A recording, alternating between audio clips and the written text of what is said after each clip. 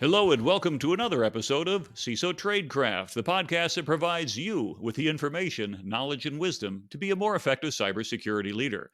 My name is G. Mark Hardy, and today I'm privileged to have in our virtual studios Robin Dreeke, and we're going to talk about leadership, sizing people up, the code of trust, some of his best-selling books, plus some insights that you might find incredibly valuable in your security leadership career. So stick around. Of course, follow us on LinkedIn if you have not already, and make sure you subscribe so you can always get the latest updates. Robin, welcome to the show. Thank you, G Mark. Thanks for having me on. I truly appreciate it. By the way, I love the podcast voice. Well, thank you. A couple of people told me that. I said, well, I've got a face for radio. And so that's probably why I ended up this way. But I always figured if someone's got to listen to me for quite a few minutes, then the least I could do is try to be articulate and make it sound good. So far, so good. I figure if I washed out in cybersecurity, I can always get a job doing voiceovers. I have to work on my "you're great," but we'll get there. Perfect. Anyway, for those who have not had the privilege to either read your books or even hear about you, anything you like to say, kind of introducing yourself? I mean, where'd you come from? How'd you get here? And what are you doing? Everything's an evolution.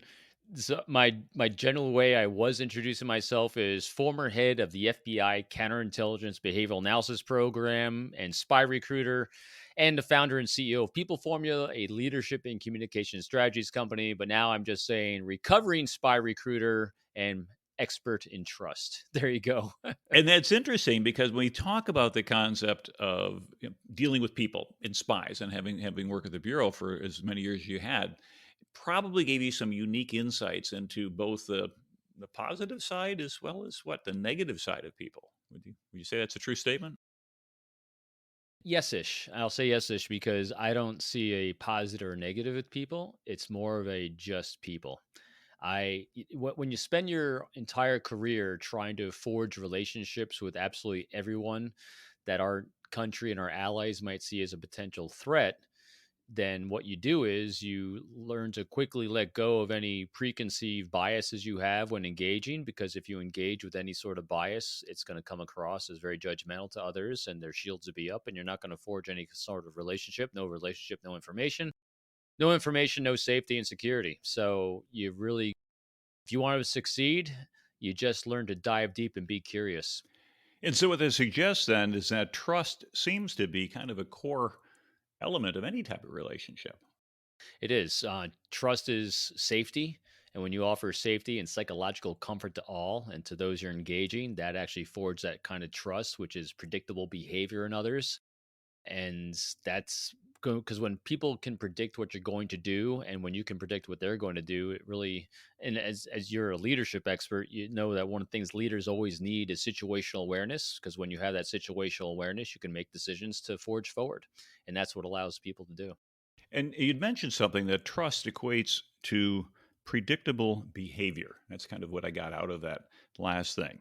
And for those who are in cybersecurity, one of the things we kind of look at is well, if we're predictable, we then become a better target potentially for adversaries. So there is some value in unpredictability. But then again, when it comes to people in our own organizations, it seems that predictability would then become the great asset. Yes and no. I'm with you. Predictability makes it extremely easy for social engineers, malicious penetration, at people trying to come at you to predict exactly what you're going to do. Robert Cialdini's books, Influence and the Six Levers of Influence make human beings exceptionally predictable when you're going to exercise them against another human being. Because as you know, the greatest threats to our security is the human factor, because we're the fallible portions of the engagement. So yeah, human beings are predictable on the side where if you're going to take advantage of it, but on the side where you want to instill trust, you want to be able to predict, because anytime you can reasonably predict what someone's going to do, you're not going to mismanage your expectations of the relationship. Yeah, I think I talked about Robert Cialdini in one of my early shows about his principles of persuasion. And for those who have not read it, he came up with a revised version of the book about a year and a half ago, and it contained a lot more information in there.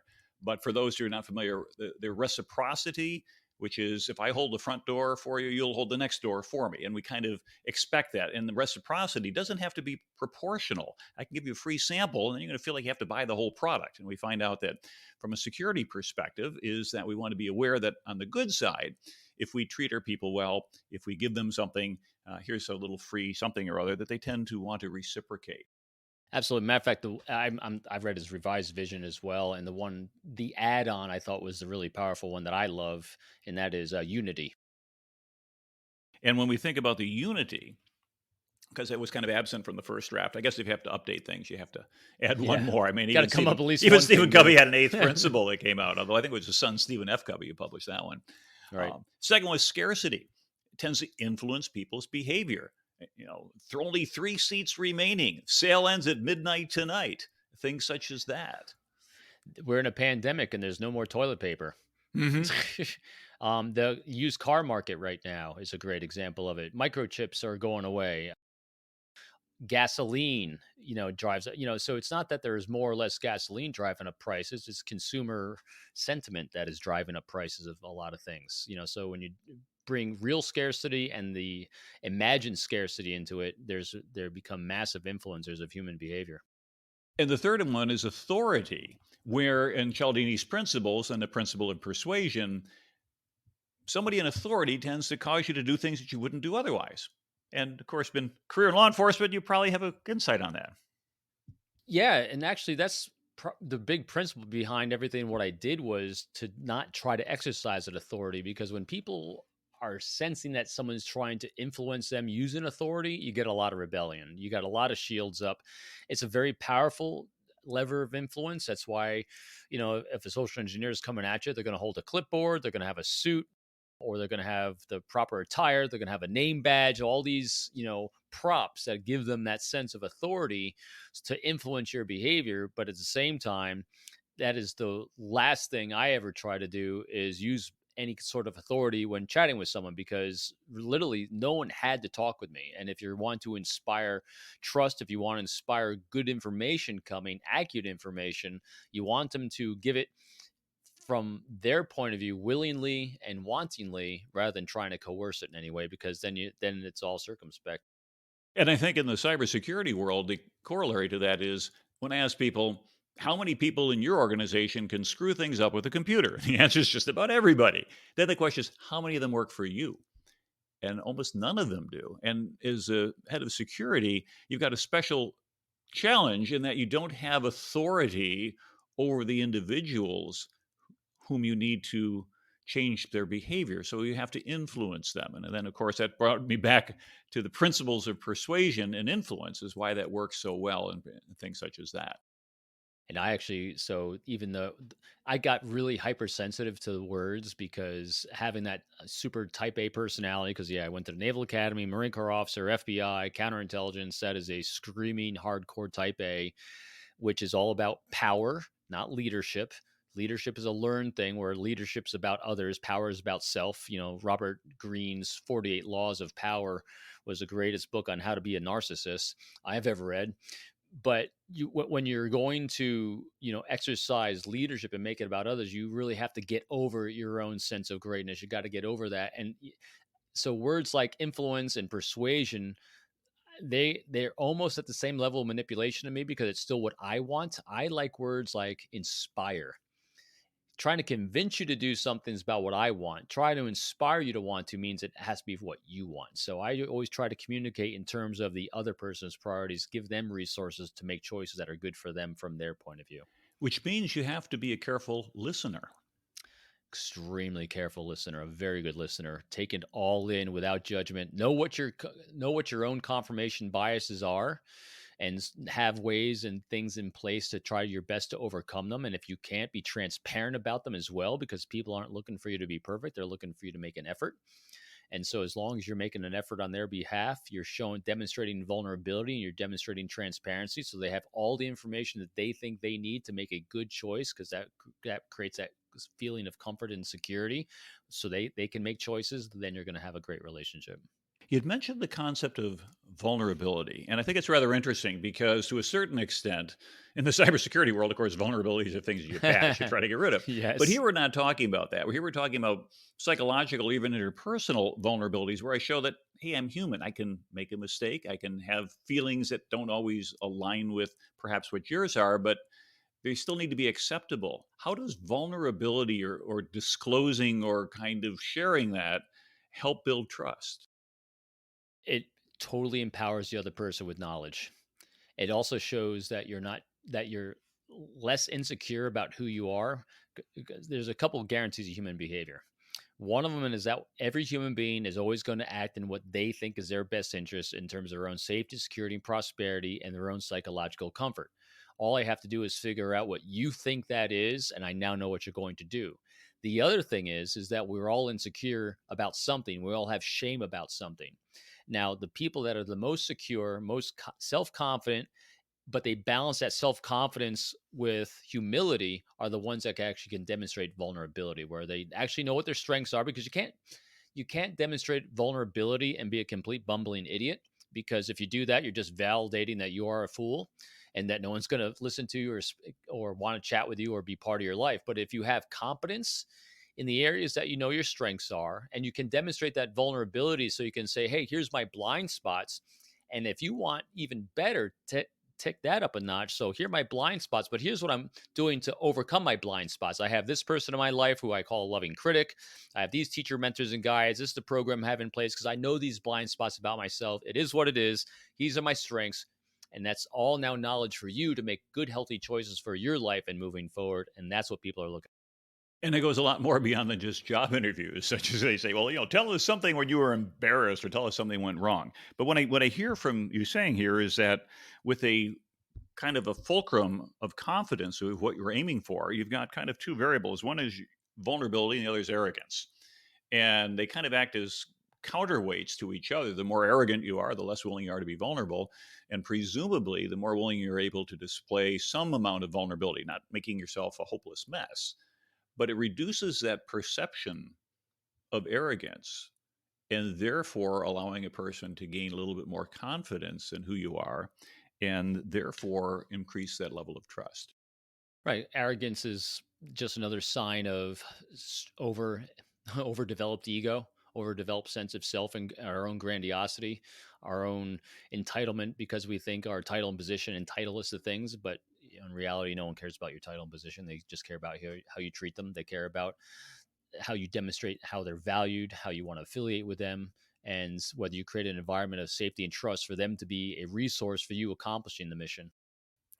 I remember years ago, I spoke with an author, T. Harv Eker, and it was actually when I had command of the Center for Naval Leadership, and I flew out to meet with him to spend some time with him and his leadership team. As he had asked to speak with me because he was putting together a leadership symposium, and Harv had written a book on a millionaire mindset, and it was very successful in the speaking world. And so we got to talk about things, and he said, "Tell me a little bit about how you guys do leadership. How do you get people in the military?" I said, "Well, we have a boot camp. Boot camp, write that down." It's like, and he's just talking this to his assistants there. I said, "Well, how do people get there?" "Well, on a bus." "Yeah, I want a bus." And then, okay, and where's this going? Okay, you got a drill instructor with a big hat. Yeah, we want big hats and we want yelling. And all these things. I said, wait a minute, we haven't talked at all about the content of your leadership event that you want to do. And he looked at me and he said, "Mark, let me show you something." And he held up a piece of paper and it listed all of these different elements of what he was going to cover in his talk. And he said, "This took me about 20 minutes to write." He said, "I have already pre sold 1,000 seats at $2,000 a pop, $2 million, based on 20 minutes of work. And the content doesn't really matter. Will," and this was a quote that resonated with me, "people will remember how you made them feel, not necessarily what they learned." And for Harv, his understanding of human nature was it's all about how people feel at the end of the interaction. And for someone who's taught a lot and done a lot of courseware, and of course, even doing these podcasts, we're trying to help people in their careers. It's an important thing to be aware of when we're trying to influence others is if you're teaching or you're trying to help people with security initiatives or awareness, etc. Remember that all that knowledge in the world is not going to necessarily help if they walk away saying, "Man, that guy was an arrogant jerk," or "I feel terrible about it," or "I feel threatened." So it's about how you feel. Yeah, matter of fact, the quote I use on my opening page is, "It's not how you make people feel about you; it's how you make them feel about themselves that matters." And I think that's really important for a lot of us left brain cybersecurity folks to realize that a lot of decisions are made on the other side of the brain. Yeah, absolutely. It's about making it about others. Yeah, well, we jumped into Cialdini, and so we might as well finish up some of the top six or the six. His fourth one was commitment and consistency, and being consistent is an important way for influencing. Why would you find that, and how did you find that valuable in your work? Consistency, yes, because again, it becomes predictable. When people predict what you're going to do is a big help. If you're going to use consistency to take advantage of someone, that is huge. I used to run courses with a couple of social engineers, and we put together and using consistency to reveal information, especially if you're using a group mentality where someone goes around and says, "Hey, what do you want for, what do you generally have for breakfast every day? Scrambled eggs, bacon, scrambled eggs, bacon, scrambled eggs, bacon." Next person says scrambled eggs, bacon. So you have that consistency. Then everyone starts revealing what they give, that what their strategies for password creation. Boom, boom, boom, boom, boom. Consistency. So that's where consistency is there, as well as groupthink. But consistency when it comes to interpersonal relationships is huge because it helps people predict what people are going to do, and consistent people make you feel safe. And so it's that lack of unpredictability. That is to say, we take away the fear that somebody's going to act in a manner which we didn't anticipate. And therefore, that lack of fear, which is another alternative, the flip side of the consistency, saying if I act consistently, then the other person reduces their concern. I'm not going to play gotcha. I'm not going to come out of the woodwork. But as you had said, can be turned against them to try to get people to fall in line. Right. I mean, so you have like Simon Sinek. He's got his golden circle he talks about, and that's what leaders do, is they create a golden circle of safety, which is part of that is consistency, where people can reasonably predict how they're going to be treated, so they know that they can have the safety to innovate and create strategies to overcome challenges and problems. People that are inconsistent, I'd say most likely people are seeing inconsistencies in behaviors. People that are psychologically inconsistent and emotionally inconsistent when engaging, those are the ones that are scariest to work for, because you never know what you're going to get on any given day. So consistency, I'm always looking for consistency in the areas of psychological engagement. Yeah, I say that if there's areas to be consistent in that security leaders could work on, probably what you have for lunch is not going to be high on that list, but there probably are things that would be up there. Emotional consistency. And it's a stressful job. A lot of people recognize that. And in stress, we can sometimes get tempted to operate out of our well rehearsed channel. But in your experience, have you found out that when you apply stress in different levels, as the stress level increases, what does that do to a person's responses? Do they tend to warp out of normal, or do they lose their covering and then go revert to whom they really are?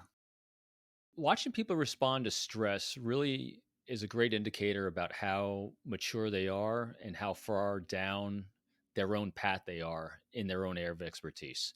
Because the more stress you put on some people, if they're really highly functional, highly skilled, and they're at that, in other words, they're at that mastery level where they've solved 10,000 hours worth of problems, that if you induce high stress on them, it's just another challenge it's another problem to solve, because that's what leaders do every single day. They just solve problems. That's all it is. Some days are more, some days are less, but every day is about solving challenges and problems and innovating through them.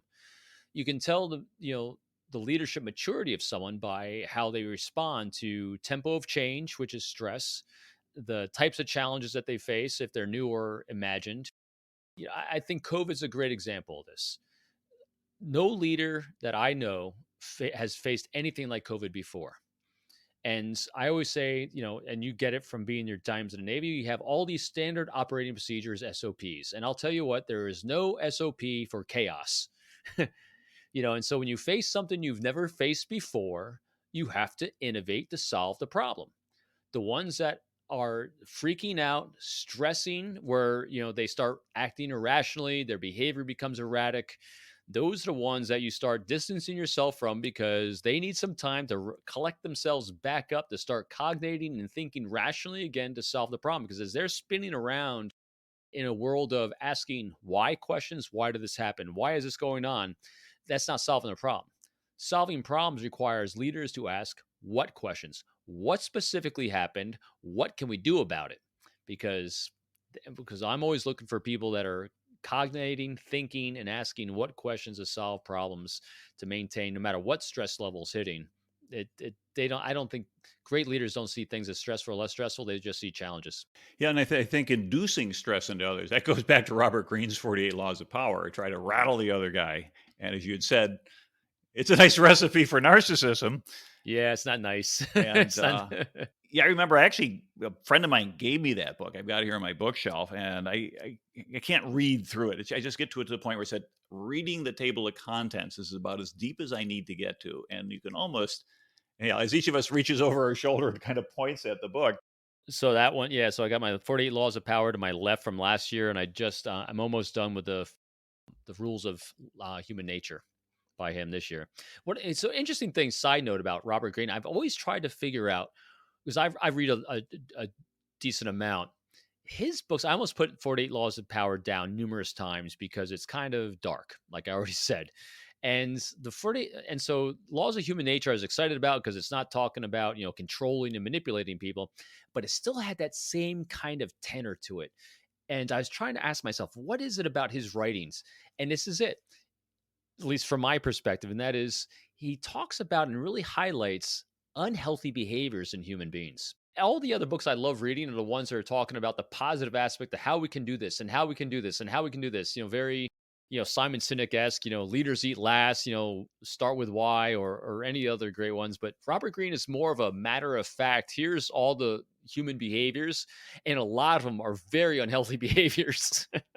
And unfortunately, though, or he's a realist. I don't know if Yeah, it's fortunate it's or a good way to unfortunate. put it. It's a realistic view of things. We can be very Pollyannish and assume that everyone's going to be such and such. I remember when I left active duty in the Navy, and when I finally retired, I had a gentleman I've been talking to. He said, "G. Mark, be aware of what you worked for 30 years. That sense of integrity, that sense of personal honor, and everything that you thought was, the officer and a gentleman, which was really more than just a title. In fact, it used to be commissioned an officer and a gentleman until I think around 1980 when the academies allowed women to finally graduate from them." And he said, "You're going to find out when you hit the business world, it's not the case at all. That you have people who will cheat, they will lie, they will steal from you, and they will do it with a smile on their back. Smile, smile with as they put a knife in your back. Sorry to cut that in half. But what are your thoughts on how do you spot, if you will, spot the phony? Are there tools? Are there insights that you gain? Because from a security perspective, obviously we have vendors that come in all the time. Sometimes vendors are legit, sometimes they're not. We have social engineers. How do you pick that out? Are there any techniques that you could suggest? Yeah, it's a great question. It's the one I love the most. I think the greatest thing you can do, because there's no spotting deception. If there was, people would be millionaires working it. People try to do it. There's a lot of frauds out there. Using nonverbal behavior alone is not going to do it. The best people in the world will be 50% accurate. And I know the best people in the world, and they'll tell you the same thing. So what I'm looking for congruency of behavior, words, and actions, because we have a hard time being in it's easier to say, people that are trying to defraud you in some way, there's going to be a lot of incongruent behaviors. And what I mean is you're going to see potentially nonverbal stress indicators, but their words are going to sound very good, but it's incongruent what their nonverbal saying. They're going to high stress indicators, eyebrow compression, lip compression. A lot of times tempo shifts of change of how they're engaging. They'll either speed up or slow down. So I'm looking for words which are about me. So they're seeking my thoughts and opinions, talking in terms of my priorities, validating me without judging me and giving me choices. And I'm looking for lots of nonverbal comfort displays with that. And then when I have a question where I'm looking for follow-up and looking and seeking transparency, which is another great sign of trust, it's having that transparency, I should be able to get rapid answers quickly with a lot of clarity and more understanding when you speak. If I have less understanding or no more understanding when I'm seeking a clarifying question and I have another sign, the likelihood of them trying to take advantage of me in some way is probably a lot higher. And that almost sounds like a formula for how to answer political questions. I'm not dissing professional politicians at all, but very often we find out that a question is asked and they give an answer that has nothing to do with answering that. Yes, And absolutely. Great example. it's not that they don't understand the question. And I've done, and I'm sure you've done professional training. I've been trained as doing press interviews and things such as that. And one of the key things is that And, not to be arrogant about it, but you don't necessarily owe an exact answer to every exact question that was posed to you. Why, have you stopped beating your wife yet? Has no proper answer to it. So you can't answer that. And so, to a certain extent, we have to be on target and on message. And in the security world, particularly for trying to influence executives, people around the boardroom or senior executives who don't have the background that we would have understanding what is the real nature of the threat, then part of that influence has to be, if you had said, of course, building that trust, that congruency is important. But as you're trying to communicate that, to a certain extent, in some circles, power is the coin of the realm. We look at geopolitics, where we say, well, what's the overarching political system in the world? Well, it's anarchy, right? Technically, there's nobody in charge, and everybody can operate to their own benefit as compared to like an autarky or something else like that. But we're not all in a giant democracy. When we find out that transparency is important for building relationships, and as I think you and I would, were we to get together and get to know each other well, and that would make a very good recipe, are there situations where transparency becomes almost a liability and therefore would handicap somebody from being able to effectively influence the other person or accomplish your job because that other person is coming from a power recognizing position and they don't care about you or making a friend. They just want to know, can I, bump with you, and you hold up to it. So yes-ish is a way I'll answer it. If there's a First of all, I'm always going to default to I'm not going to deal with people that are going to have an unhealthy relationship. And if someone's going to exercise power on me, then in my business and for myself, I'm not going to do business because that is not the type of relationships I have. Now, there obviously are lots of instances and lots of times when you actually will have to, whether being told to or it makes good sense to, for whatever reason, that you're going to have to do business with someone that exercises power, not leadership. So, yes, the important thing to do is to recognize who you're dealing with, their method of communication, and what they deem as valuable. Because I have my four, and I mentioned them briefly already, my four pillars of communicating, that is seek the thoughts and opinions of others. The second one really applies to every situation, that is talk in terms of the priorities and pain points and challenges of others. Three is non-judgmental validation, that is seek to understand without judging the other person. And four is empower them with choices. If I'm dealing with someone who exercises power and is a power broker, if one of their priorities is lack of transparency, if one of their priorities is to be in power and control, then I'm going to honor that priority. I'm going to empower them with that knowledge. So instead of using language to someone who wants to deal with power, you should do this or you should do that, well, that's threatening their power. What I want to do is I want to at least empower them with choice with three options and give them a cause and effect benefit of each of these options. So that's actually modifying your language and delivery message for the person in power, so you're not threatening that power. Again, because if power is a priority, you want to honor it. And I like that because what it suggests is we're not being manipulative. We're not trying to go ahead and kind of outmaneuver the other individual, but rather what we're doing is we're, again, listening and making our determinations in the interests of the other person. Because ultimately, as you had said earlier in the show, people tend to act in their own self-interest. Even if they do something good for somebody else, it's because they, well, typically want to. I feel good about that. I feel validated that I did such and such a charitable act. But at the end of the day, it's really, there's some self-benefit in that. Just not everybody's as altruistic as the other.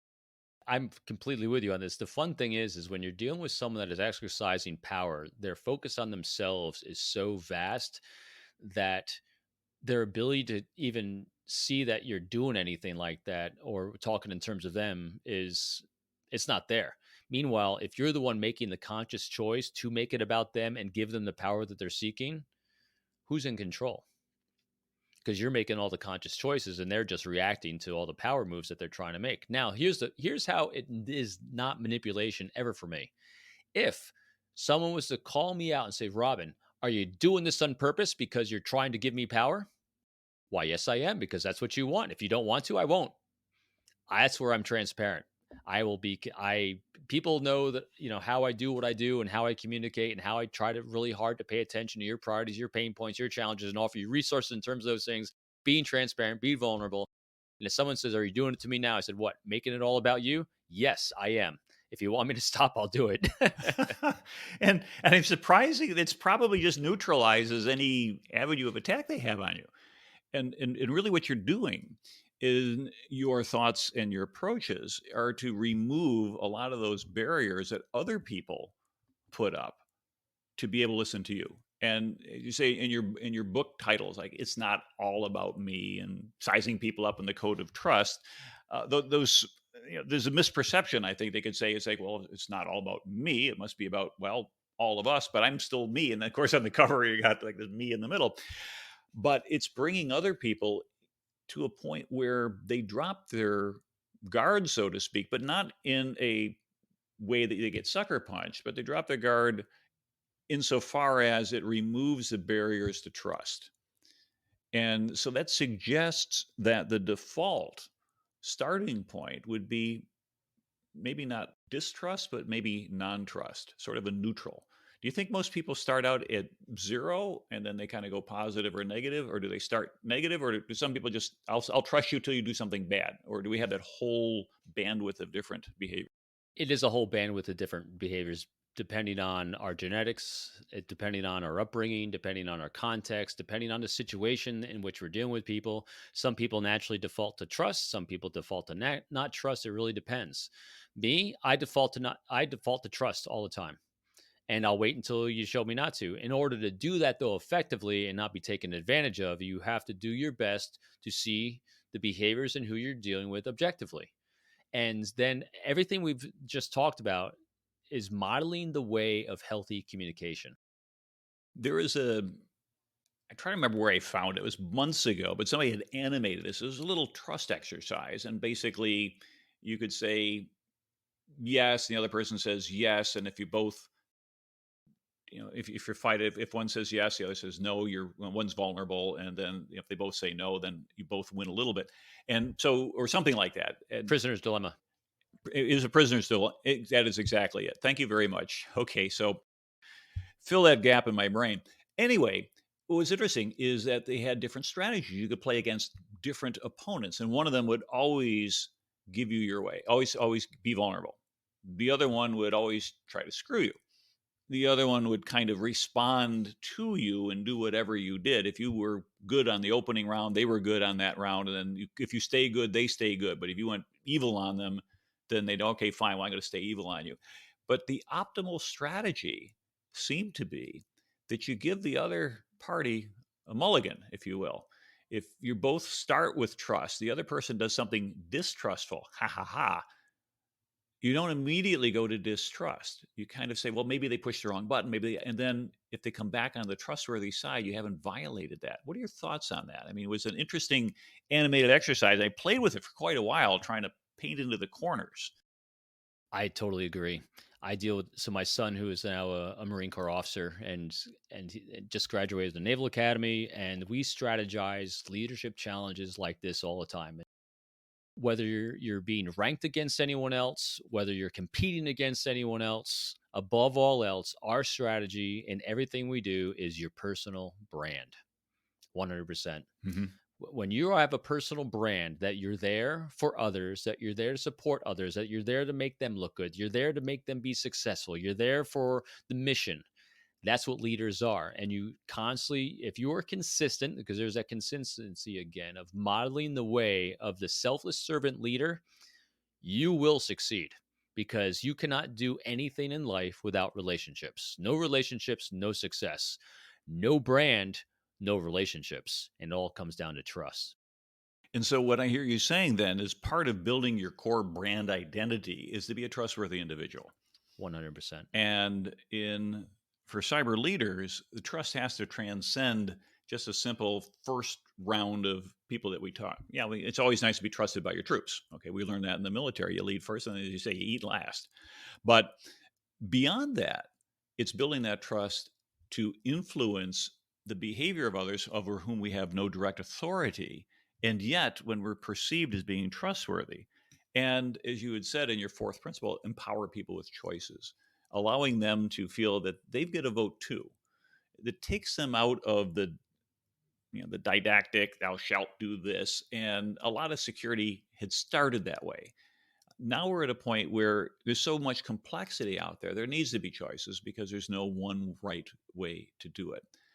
Uh, any thoughts on that in terms of being able to incorporate a feedback loop and then determining, yeah, these people are getting it, but maybe this one over here is not. And if you do have an individual who is just not playing well with others, so to speak, although you indicated for you and I, we run our own businesses, we can choose to say, I'm not going to do business with you. But for a lot of our listeners, they're in an organization and they can't just quit because they don't like somebody else.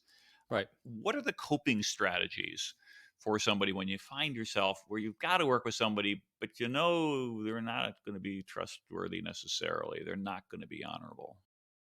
So you have two things, I think, when the way you described it. One is you can now predict that their behavior is not trustworthy. So you can really know exactly where to hold them at arm's length, at what distance to hold them at arm's length, at what projects to give them, or what not to give them, or when you can reasonably expect something to be done. Because one of the greatest predictors of human behavior is if I observe you doing something once, twice, definitely three times a certain way, the likelihood of you continuing to do it that way is almost 100%. So people keep relying on this silly thing called hope. I hope you're going to do it differently next time. No, they're not. Why would they? If they do, it's because a new priority, a new stimulus entered their life. But generally, they're not going to change it. So it's up. So you now have a choice. Manage your expectations of what you can reasonably expect if you have to deal with them, if you can't remove them, if you're forced to it for the situation or not, because that's exactly what they're going to do each and every time. You can have a dialogue with about them. So now if for some reason you're in a position that you report on them, they report to you in some way, we now just have a conversation about their behavior, not judging it in any way. Here's a standard and model for what the conditions of your employment are. You're either meeting the condition or not meeting that condition. And we have a conversation about your actions. That's it as well. And then you empower them with either making a choice and doing better in this area or not.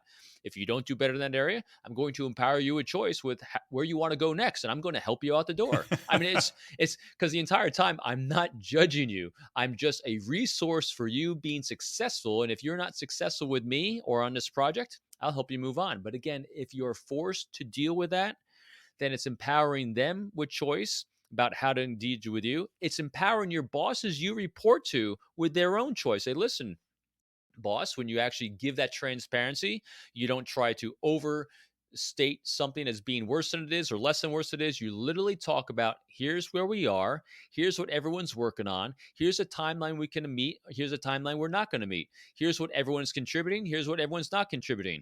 If we do it like this, and this, here's what you can expect, or we can do it like this. Boss, how do you want to proceed with the team you have? And again, a lot of it is empowering them to make those choices. It's about them. Always, absolutely. And you offer 6 ways of assessing behavioral, just to say, is this relationship being strong? And you talk about vesting, where you create the linkage of success. I don't really want to read them, but you can talk about them. Longevity, reliability, actions, language, stability.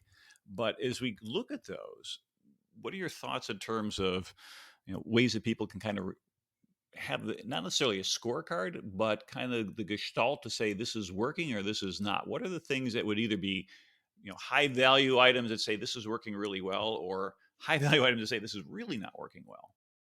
So, out of all those six signs, the things that I'm looking for pretty consistently across, whether in short term and long term, I'm always am looking for good language, and that's someone who's using language that is at least 50% talking in terms of other person. In other words, those four pillars of communication, they're using that effectively as well. So they're seeking the thoughts and opinions of others. They're talking in terms of priorities of others.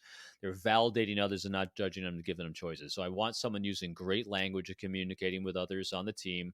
And I'm also looking for the sixth sign, that emotional stability. So when we were talking before about when stressful times happen, when greater challenges hit us, do they maintain a good cognitive thought process, and do they just work the problem? Every time, my son or a client came to me with a new thing that blew up in the world, the first thing I did was never overreact.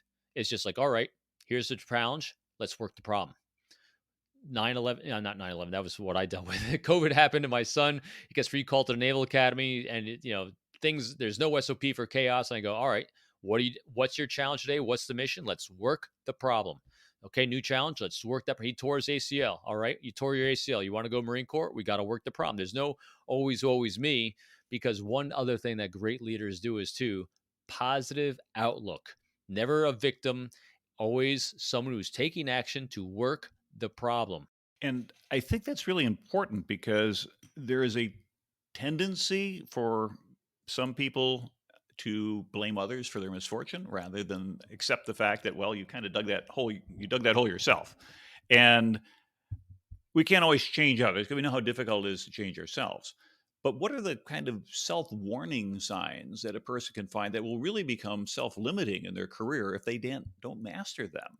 Somebody perhaps early on to say, I'm always, oh, woe is me. It's the sunspots. It's the other political party. It's the war over on the other side of the world.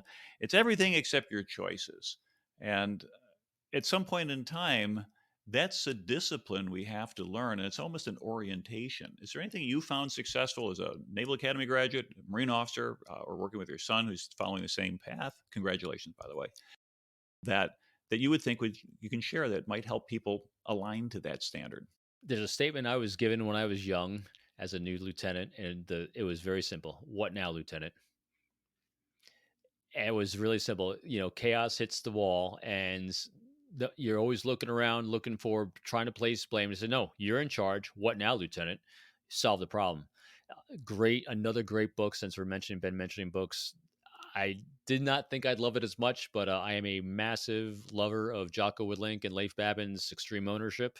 And we've talked about other aspects of it during this too, the dichotomy of leadership, their second one.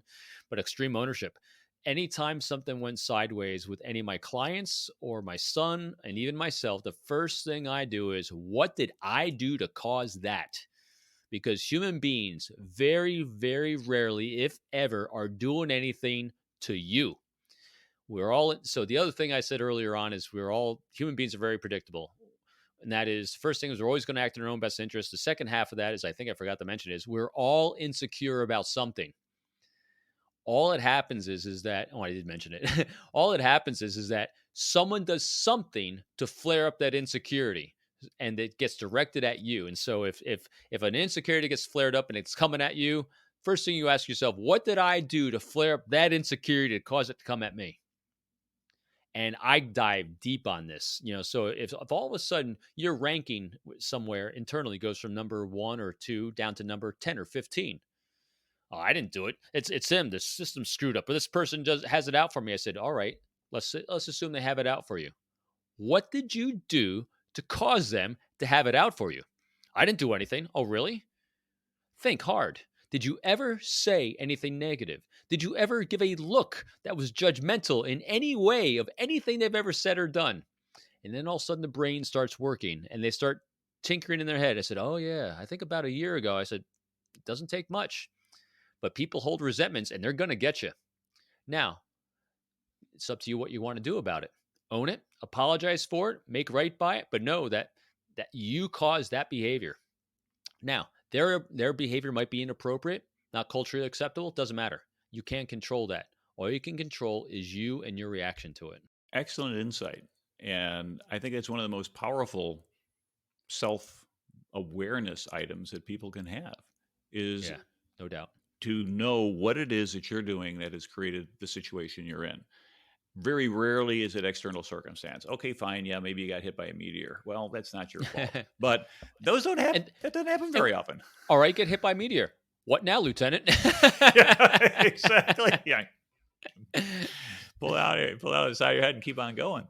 Right. I think we could talk for hours, and I would love to follow up with you at some other point, maybe on a different show. But we're coming close to the end of our time frame here. Now, you've got a website, peopleformula.com. Yes. And you've got your books, which I mentioned briefly, but I'm going to put links in the show notes onto the Code of Trust. It's not all about me and sizing people up. Is there anything else in the works that you're working on right now? Sure. Everyone's always welcome to tune into my podcast as well. It's called Forged by Trust, where I talk to great folks like you, and I do what we did here. I love picking apart behaviors to find out why people are awesome and how they forge trust in their own lives. Again, I love taking the anecdotal experience of others and breaking it down to real actions. And the other thing I love is like yourself. I saw behind you, you have your retired Navy captain's shadow box. There's a great story there because you did not arrive at this place in life with such great success without beautiful, humbling moments that you learned along the way. Great teachers, mentors, and guides. And those are the ones I love hearing about. Well, thank you very much, Robin, for being part of our show. For everybody out there, thank you for being part of CISO Tradecraft, and we hope that you found this of great interest. We're going to put some really useful things in the show notes, and of course, don't forget about Forged by Trust, because now you can listen to Robin Dreeke's podcast as well, because I think you'll find a lot more wisdom there. This is G. Mark Hardy for CISO Tradecraft. Thank you very much for listening, and until next time, stay safe.